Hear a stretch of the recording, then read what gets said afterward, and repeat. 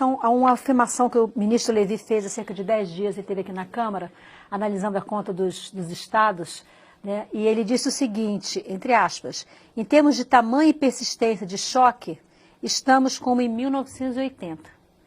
E aí lembrando, né, que em 1980 foi o fim do milagre, depois a década de 80 foi a chamada década perdida. Na sua avaliação, a situação econômica do Brasil é tão ruim assim?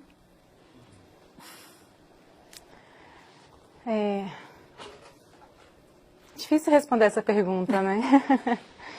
A gente vive uma situação, na verdade, que é de uma crise econômica associada com uma crise política, para a qual existem uma série de alternativas.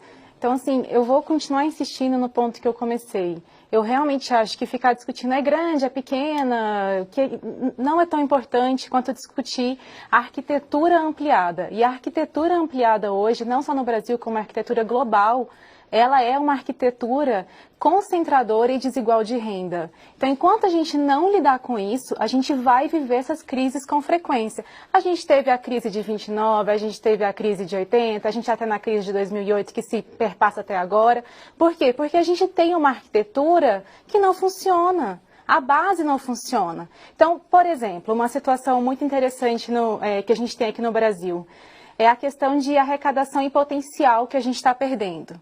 Então, a gente tem um cenário hoje onde a gente tem uma evasão fiscal altíssima no Brasil. 20% dessa evasão fiscal é de corrupção, é uma questão séria.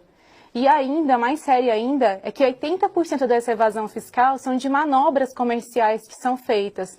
Então, são as grandes empresas, principalmente as multinacionais, se aproveitando dessa arquitetura global, que permite a concentração, que permitem uma série de manobras, fazem evadir dinheiro. E a gente fala assim, parece que é pouco, né? Mas não é, é um valor altíssimo. Só de fluxos ilícitos, que é ilegal mesmo, são 30 bilhões de dólares. Hoje, algo em torno de 90 bilhões de reais. Então, só isso já seria praticamente o orçamento da saúde. Então, a gente perde um orçamento da saúde inteiro, que a população tanto pede, só em fluxos ilícitos. Sonegação fiscal. A gente tem uma conta, todo mundo é responsável por ela. Se um não está pagando, o outro vai ter que pagar. Então, se a gente tem os super ricos brasileiros, principalmente as grandes empresas, evadindo 500 bilhões de reais, essa conta vai sobrar para alguém. E está sobrando, que é para os pobres e para a classe média. Então, são essas questões, só nessa questão de fluxo ilícito e sonegação, são 590 bilhões, e a gente está aqui falando de 30 até 100 bilhões que estão em déficit. Por que a gente não trabalha essa arquitetura? Por que a gente não investiga e não controla e não regulamenta a sonegação em fluxos ilícitos? E aí é até cômico pensar que a CPMF é, inclusive, um recurso interessante para poder... Fiscalizatório. Fiscalizatório, exatamente. Então, é até interessante a gente pensar, por que será que a resistência é tão gigante assim com relação à CPMF também, né? A gente volta já já, não sai daí.